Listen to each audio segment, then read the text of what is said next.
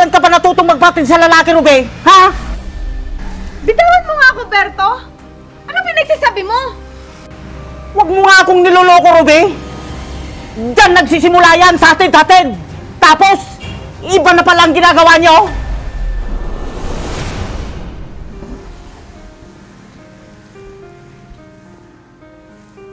Ruby, alis na ako. Ang aga mo yatang pumasok ngayon. Oo. Marami pa kasi akong kailangang tapusin sa opisina. Ganun ba? Siya nga pala, yung kuryente natin, 2 buwan na. Kung hindi pa natin nabayaran, baka maputulan tayo. Ganun ba? Pati yung sa tubig natin. Sabi ko naman sa'yo bayaran natin agad para hindi tayo naghahabol ng bayarin. Hindi nga natin kayang bayaran. Anong magagawa ko? Magkano lang naman ang kinikita ko.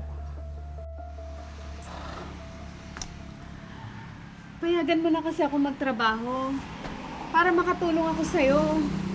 Hindi. Ako nang bahala. May raraos din natin ang lahat. Nahihirapan na nga tayo. Nagtitiis tayo sa ganitong buhay. Bakit, Ruby? Nagsasawa ka na ba? Sabihin mo. Baka gusto mong maghanap ng ibang lalaki. Lalaki agad? Ikaw na nga yung pinili ko para makasama ko sa buhay, di ba? Baka nagsisisi ka.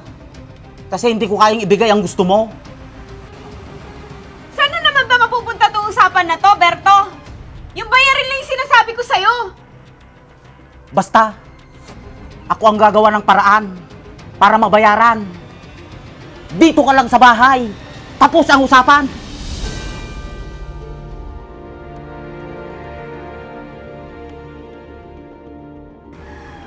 Bakit ba masyado kang makasarili, Berto?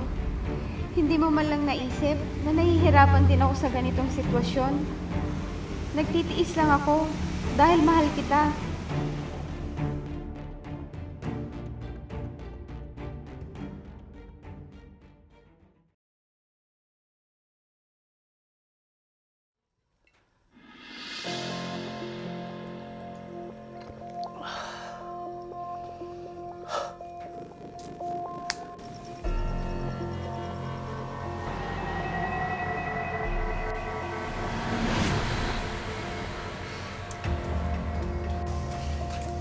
Berto! Miinom ka na naman? Simula nung nawalan ka ng trabaho, ganyan ka na. Mas inuna mo pa yung pag-inom mo ng alak? Kinakapos na nga tayo sa mga gastusin sa bahay. Sinusumbatan mo ba ako, Ruby? At pinamumuka sa akin na wala akong kwentang asawa? Hindi naman sa ganun, Berto. Sinasabi ko lang sa'yo ang totoo. Dahil ba wala akong trabaho? Ganyan nakababa ang tingin mo sa akin? Berto, payagan mo na kasi ako magtrabaho. Para makatulong ako sa'yo. Para hindi tayo ganito. Ikaw? Magtratrabaho? Baka makahanap ka lang ng ibang lalaki doon. Ganyan bang tingin mo sa akin, Berto? Trabaho ang hinahanap ko, hindi lalaki. Di ba? Ganun naman talaga. Kapag nahihirapan na kayo sa buhay, maghanap na kayo ng iba. Hindi naman lahat ng babae, Berto. Asawa na kita. Kaya magtiwala ka naman sa akin. Bahala ka sa buhay mo. Sa oras na malaman ko na may ibang lalaki ka, makikita mo.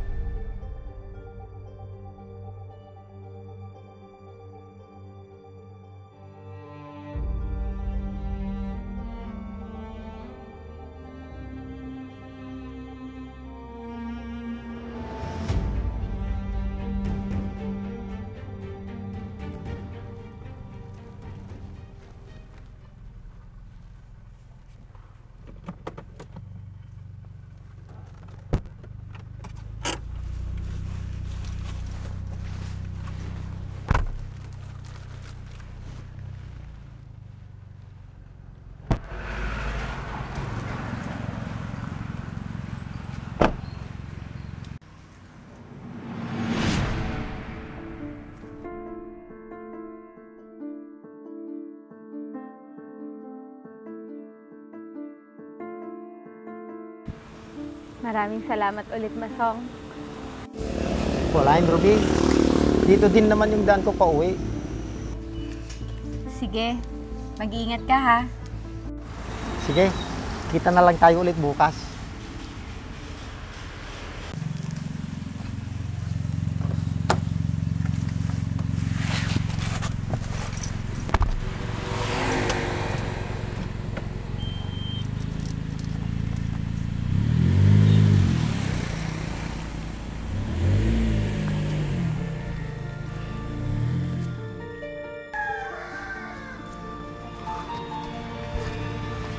Kailan ka pa natutong magpatid sa lalaki, Ruby? Ha?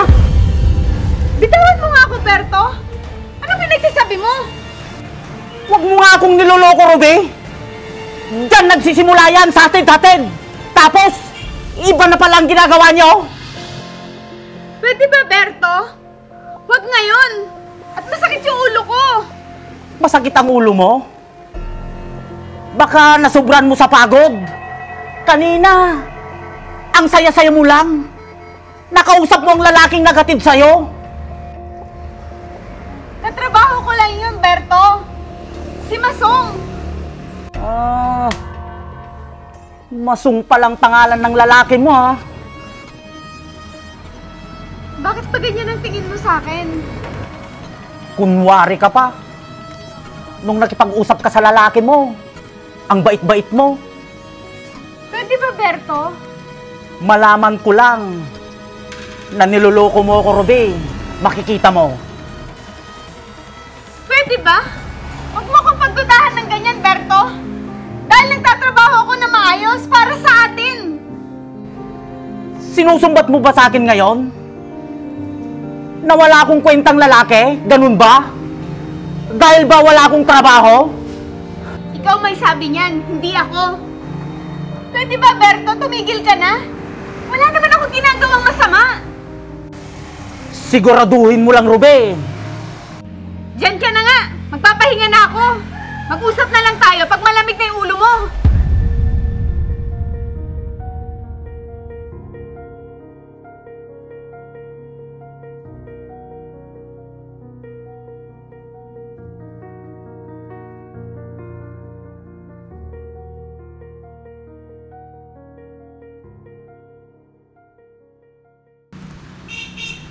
Tao po! Tao po!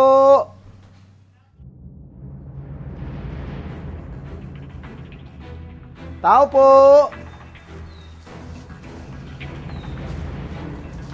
Ano yon? Magandang araw po. Andyan po ba si Ruby? Lakas naman ng loob ng lalaking ito para hanapin ang asawa ko. Nagpapahinga siya. Bakit? Ano bang kailangan mo sa kanya? Kaya pala hindi siya pumasok sa opisina. Bakit mo siya hinahanap? Namimiss mo ba siya? Pinapadala niya kasi to. Kailangan niyang tapusin yung trabaho niya. Talaga? Baka gusto mo lang siyang makita, kaya gumagawa ka ng paraan. Hindi naman po. Napag-utusan lang ako ng boss namin. Meron lang siyang kailangan pirmahan. Talaga? Patingin nga yung sinasabi mo.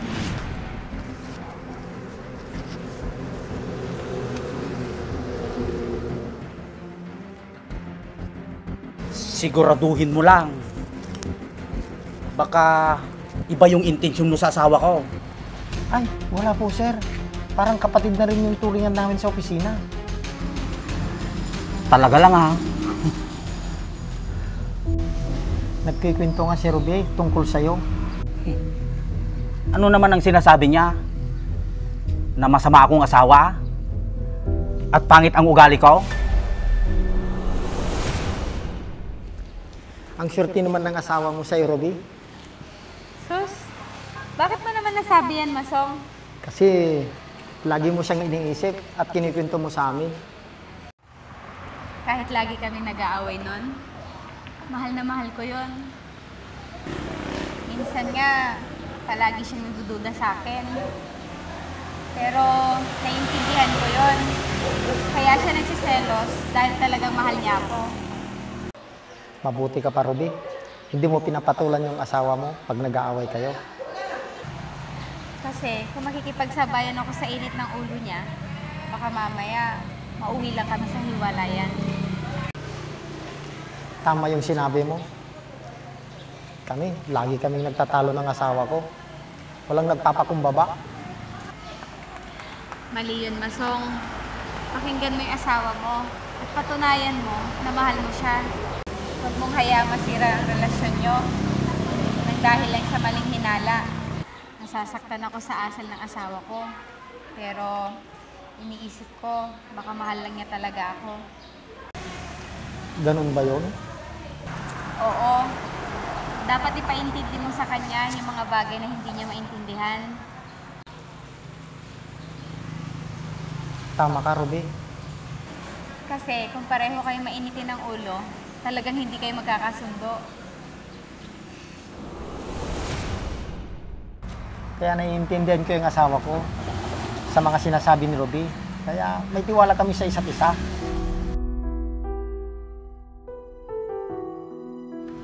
Pasensya ka na, pare. Katrabaho at kaibigan ko lang yung asawa mo. Pasensya ka na din sa akin, pare. Kung nakapagsalita ako ng hindi maganda sa'yo. Wala yun, pare. Naiintindihan naman kita. Mahal mo lang kasi yung asawa mo. Hindi ko man lang siya pinagkatiwalaan at inintindi. Pwede ka pa namang bumawi sa kanya, pare. Para maging maayos ang pagsasama nyo. Salamat, pare. Kung hindi dahil sa mga sinabi mo, baka tuluyan ng masira ang pagsasama namin. Dahil sa mali kong akala. Sige, pare. Alis na ako. Baka hinahanap na ako sa opisina. Sige, pare. Salamat.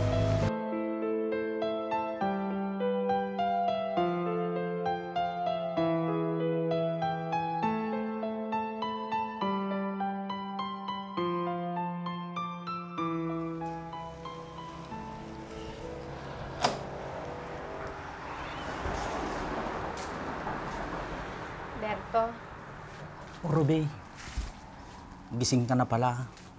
Kumusta ang pakiramdam mo? papasok na ako mamaya. Marami pa kasi akong trabaho sa opisina. Ganun ba? Maupo muna tayo saglit. May sasabihin lang ako sa'yo.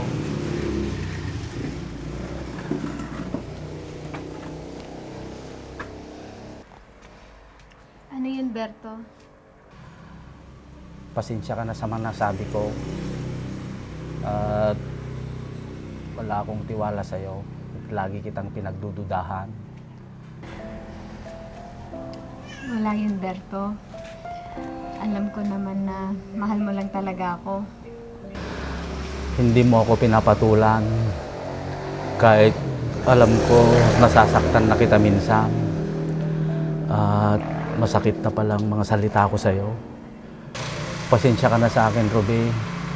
At patawarin mo ako. Marami lang kasi akong iniisip. Kaya ganito ako.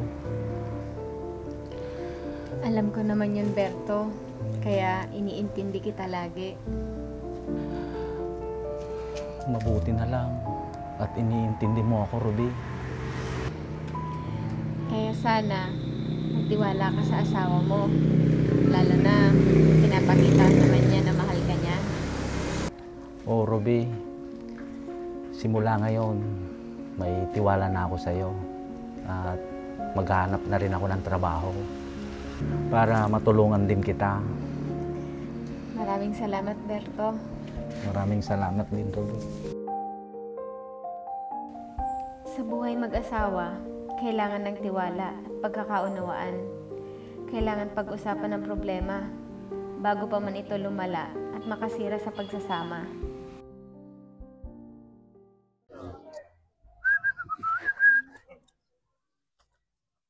Nagsilingin. Uno yung boy. Nagsiling mo ating motor mount. Gagmay tayo. Atratik ang gamitam. GR4 ceramic coating. Ano yan? Mabaling pa gamit pang lugan natin for wheels. Nagmayatan si ka. Pagkagatangan mo tikas ta boy. Magatang mo ito di TikTok, Shopee. Lazada. May ibus nga ro din eh. So gumatang to manin. May met pa no gumatang ka tikas to iti gatangay magdi buy one take two, buy one take three ta mas makatipid ka jay. Gum mabalin uri may isa lang kasta. Babalin latta. Mayatan ni sika. Nagsilang na eh. Gumatang tumamati kasta. Uy, kita mo ni ati lugan ko. Kasla barbalo latta ka na yun. Nagsilang na eh. Di mo lang nagiganan magasgas. Nagkarti ka mo tayo. Mamang mga lang mati